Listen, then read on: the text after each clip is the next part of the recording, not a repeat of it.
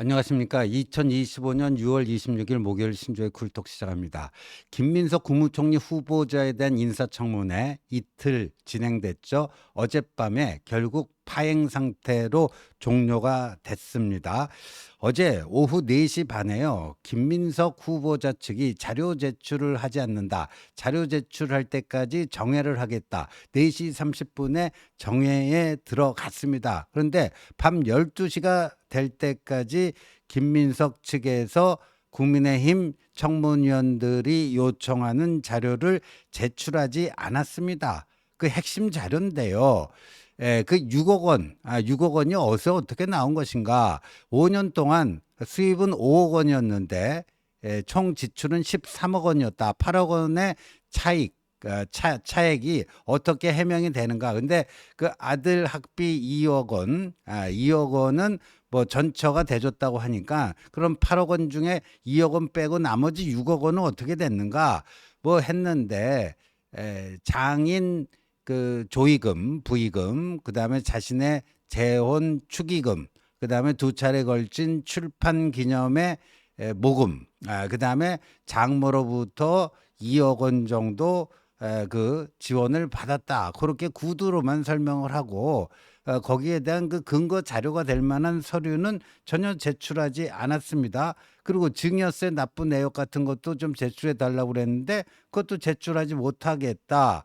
뭐 이래 가지고요. 국민의힘 측에서 결국 이 상태로는 청문회를 더 이상 진행하기 힘들다.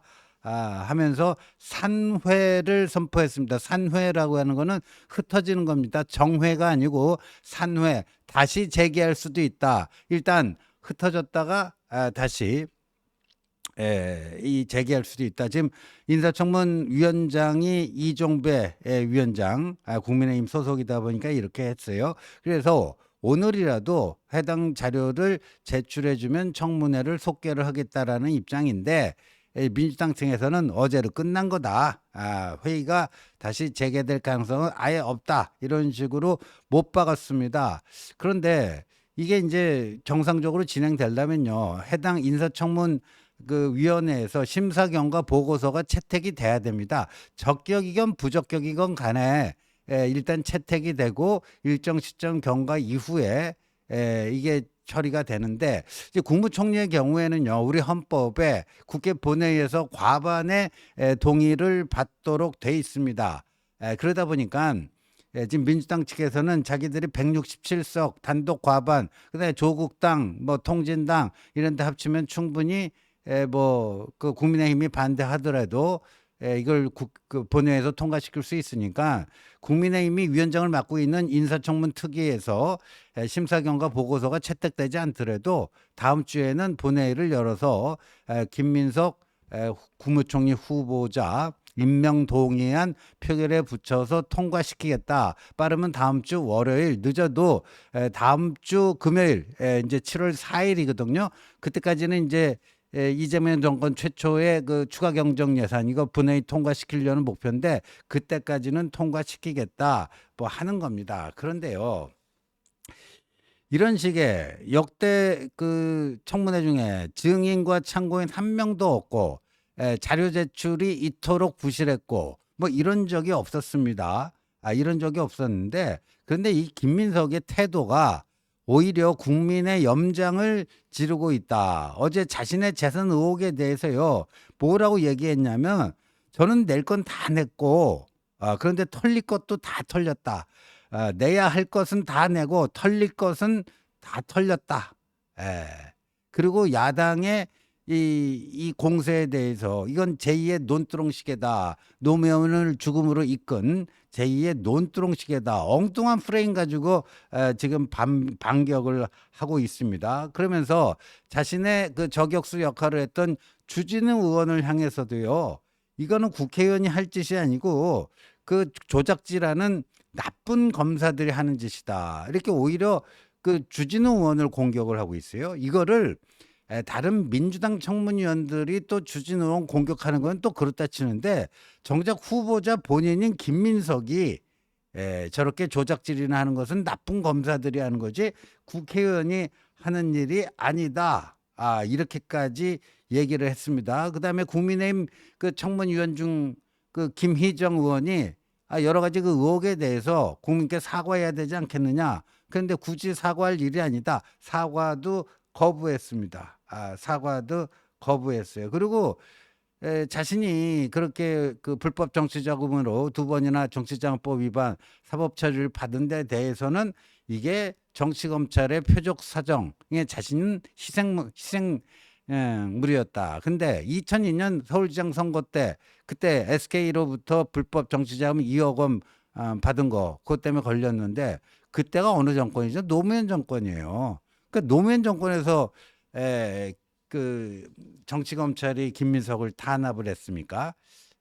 근데요, 정말 이제 적반하장도 유분수라는 말이 있는데 김민석이요, 오늘 아침에 본인의 페이스북에 글을 올렸는데 참 가관입니다.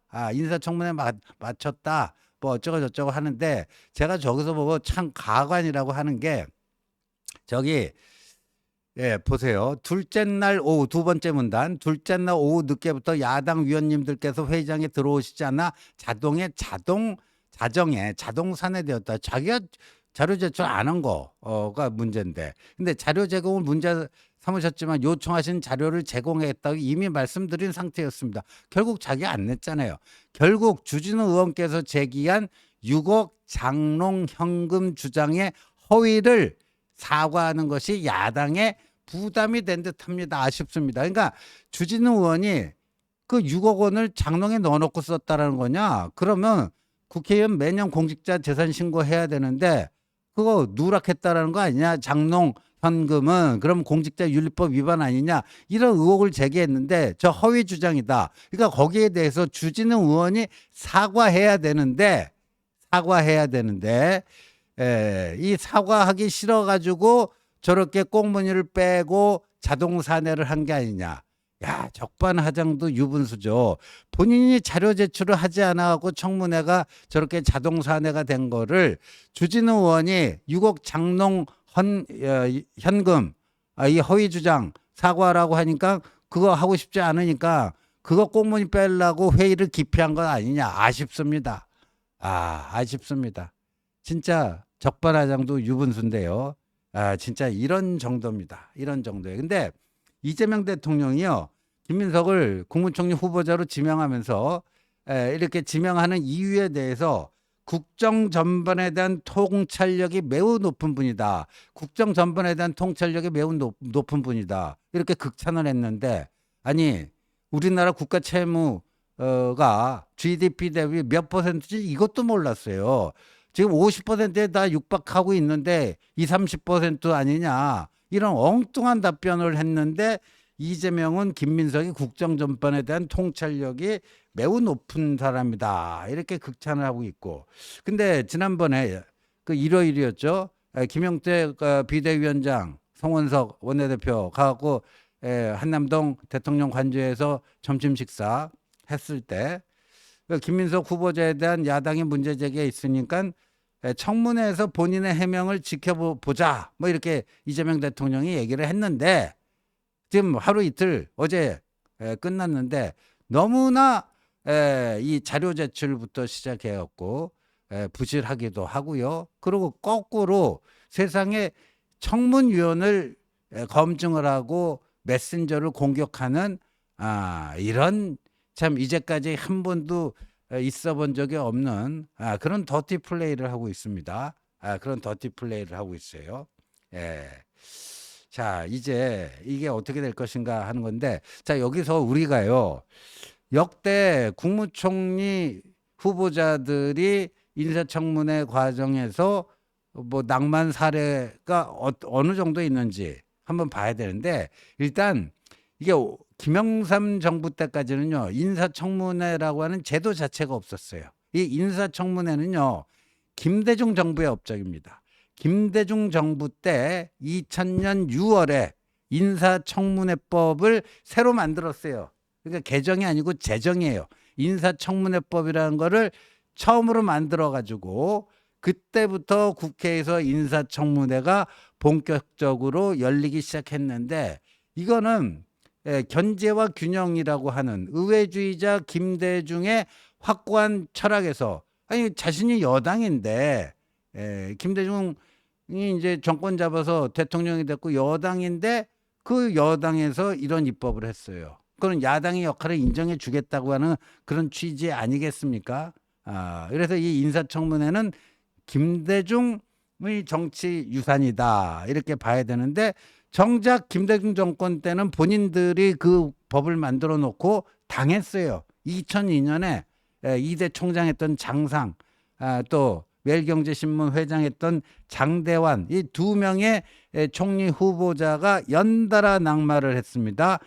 장상 후보자의 경우에는 부동산 투기 의혹, 위장 전입, 장남의 이중 국적 뭐 이런 거 갖고 낙마를 했고요. 장대환 후보자의 경우는 또 부동산 투기, 재산 신고 누락, 뭐 또 너무 친재벌적이다 뭐 이런 것들이 문제가 되면서요. 그런데 당시 그 여당이었던 그 새정치국민회의인가요? 거기서 표결까지 밀어붙였는데 결국 본회의에서 부결이 됐어요. 그래서 김대중 대통령이 나중에 그거 총리 임명을 표결로 밀어붙인 거는 좀 후회가 된다. 그렇게 할 일이 아니었다. 국민의 마음을 얻는 게 중요한데 그런 식으로 표결로 밀어붙일 문제가 아니었다. 이게 노무현 정부 들어와서도요. 그때는 이제 총리 그게 별로 없었는데 이명박 정권 때, 그때 40대 총리를 발탁한다 해서 경남도지사를 지낸 김태호 후보자, 지금 그 사선 국회의원이죠. 근데 여긴 딱 사진 한 장이 날라갔어요. 박연차 게이트에 연루돼 있지 않느냐. 그랬더니 김태호 당시 국무총리 후보자가 나는 박연차하고 만난 적이 한 번도 없다. 그랬는데 박연차하고 같이 찍은 사진이 나왔어요. 그래서 그걸로 끝났어요. 그 사진 한 장 때문에 사퇴했습니다. 사퇴했어요. 박근혜 정부 들어와서 정말 총리들이 아주 그 혹독한 이런 시련을 겪었는데 초대 총리 후보가 헌법재판소장 했던 김영준 이분이었는데 뭐 정관예우 의혹, 법조인들은 이제 정관예우 의혹이 항상 따라다니죠. 고액의 변호사 수임료 이것 때문에 내정 5일 만에 자진 사퇴했고요. 2014년에 대법관을 지냈던 안대희 국무총리 후보자 역시 고액의 수임료 전관예우 이것 때문에 낙마를 했고 또 중앙일보 주필 출신의 문창극 후보자는 뭐 좀 극우적인 역사관이 문제다 해가지고 또 낙마를 했고요. 이완구 총리는 임명은 됐는데 임기 개시 2달 만에 또 성완종 리스트 파문으로 또 물러났습니다. 물러났어요. 그러니까 김대중 정부 때 2명이나 낙마했고 이명박 정부 때 1명 그다음에 박근혜 정부 때는 무려 4명이나 총리가 낙마를 했습니다. 그렇다면은 이 김민석 후보자의 경우에는 지금 뭐 보니까 문제가 진짜 많잖아요. 문제가 많은데 오늘요 동아일보의 그 김순덕 칼럼 보면요. 이 잘못하면 조국 시즌 2가 될 수 있다. 조국 사태 시즌 2가 될 수 있다. 어찌 보면 김민석을 어떻게 처리하는가에 이재명 정부의 운명이 달려 있는 것 아니냐. 뭐 이렇게 보는데 저 결론 부분 한번 봅시다. 이제 이재명 대통령이 선택할 때다. 조국 시즌 2 김민석을 총리로 임명한다면 이재명 정부에 대한 기대와 희망은 크게 꺾일 것이다. 이 대통령의 신뢰 리스크 뺨치는 김민석의 신뢰 리스크에 한국의 리스크도 커질 수 있다. 인사검증이나 청문회는 당연히 우스워진다. 그렇죠. 김대중 정권의 그 역사적 유업인 인사검증을 지금 청문회를 민주당이 무력화시키고 있는 거죠. 더군다나 수억 원대의 출판 기념회는 물론 스폰서 정치인이 당당해지고 부패와 정경유착이 판칠 수 있다. 악의 연대, 뻔뻔함의 연대로 돈 때문에 권력을 좇는 시대가 올지 모른다. 만일 김민석을 버리고 간다면 국민은 이 대통령을 다시 볼 것이다. 공직기강은 번쩍 살아나고 나라에 새 기운이 넘칠 것이다. 김민석 아니어도 유능한 사람 많죠. 이재명 정부의 명운이 이번 총리 임명에 걸렸다. 이 대통령은 어떤 길을 갈 것인가 하는 얘기인데요. 지금 의석수로 봐서는요. 뭐 이재명이 마음 먹고 밀어붙이면 다음 주에 뭐 김민석이 그 총리 인준 투표에서 과반 득표로 과반 동의로 임기를 시작하겠지만요. 저는 이렇게 되면 이제 국민들의 마음, 국민들의 그 김대중 대통령이 얘기했듯이 국민들의 마음을 얻는 게 중요한데 국민들의 마음을 얻지는 못한다. 더군다나 대통령도 군대 면제, 국무총리도 군대 면제, 국방부 장관은 후보자는 뭐 방위 갔다 오고 뭐 다들. 근데 김민석의 경우에는 정말 저 도덕적 흠결과 하자가 장난이 아니잖아요. 평생 어디 삥 뜯어먹고 살았다 해갖고 요새 청문회 전국 들어오면서 이제 김민석의 별명이 삥민석이 됐는데 이거를 이렇게 한다? 이건 정말 좀 아닌 것 같고요. 어제 제가 외교부 장관 후보자 조현 이분의 부인이 용산구 보광동에 그 도로 부지를 쪼개기로 사가지고 10억 차익을 거뒀다 했는데 어제 저 해명을 했어요 기자들한테. 근데 참 웃깁니다. 횡재한 건 맞다. 운이 좋았다. 횡재했다. 근데 투기는 아니다. 근데 투기는 아니랍니다. 그러니까 어떤 뭐 부동산 업자로부터 이러이러한 조언을 듣고 도로를 사도 뭐 나중에 그 재개발 지역 뉴타운으로 지정되면 집도 받을 수 있고 그러니까 도로 사는 것도 나쁘지 않다. 그래가지고 그 정보를 얻고 샀는데 그냥 횡재를 했을 뿐이지 투기는 아니다. 이따위 진짜 국민 염장 지르는 저런 해명을 내놓고 있는데 저 사람도 이제 청문회 거칠 거 아니에요. 그러니까 이 김민석 이제 강행 통과시키고 그 저런 사람들 횡재는 했지만 투기는 아니라는 사람 또 갖다 밀어붙이고 이러면요 김순덕 그 동아일보 칼럼처럼요 그렇게 하고 힘을 써가지고 뭐 관철은 시키지만 이제 국민들의 마음은 점점 이제 임기 초반부터 이재명 정권으로부터 멀어지는 그런 화를 자초하는 거 아닌가 이렇게 생각이 됩니다. 시청해 주셔서 감사합니다.